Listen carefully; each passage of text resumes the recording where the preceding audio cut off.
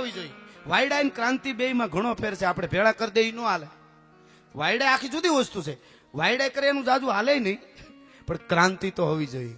અને હું બાપુ ઘણીવાર પ્રોગ્રામમાં હમણાં કહું છું, અમુક ધરાર કહેવાય જાય કે ઓલો ઓવેસી એમ કહેતો હોય જાહેરમાં પીઠુમાં, એટલે મને દુઃખ થાય કે મારા ગળે કટાર રાખીને કોઈ એમ કે ભારત માતા કી જે બોલ મારી નાખીશ તોય ન બોલું, તો મને એટલું જ ખાલી યાદ આવે, આજ મારો રાણો જીવતો નથી, ન કરે એના બાપની ત્રેવડ નથી હિન્દુસ્તાનની ધરતીમાં.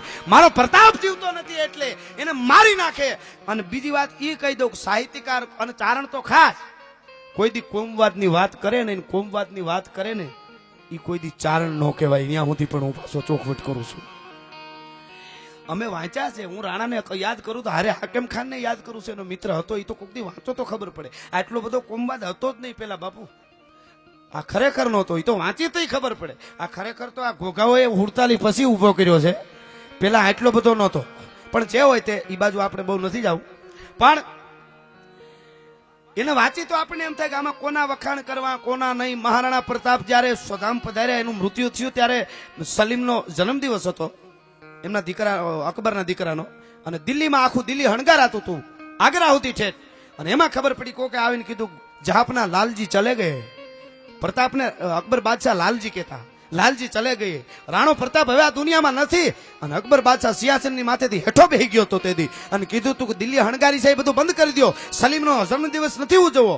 કે પણ આ તો હરખની વાત કહેવાય. તો કે ના, રાણો પ્રતાપ હતો ને મારા, એના રાણા જેવો દુશ્મન હતો ને એટલે મને દુનિયા યાદ કરે છે. હવે હું એટલું ખુદાની પાસે માગું છું કે પાછો મરી અને અવતાર લઉં ને તો હિન્દુસ્તાનમાં અવતાર લઉં, અને દુશ્મન મળે તો રાણા પ્રતાપ જેવો મને દુશ્મન મળવો જોઈએ. સાહેબ, આમાં કોમવાદની વાત આવી ક્યાં?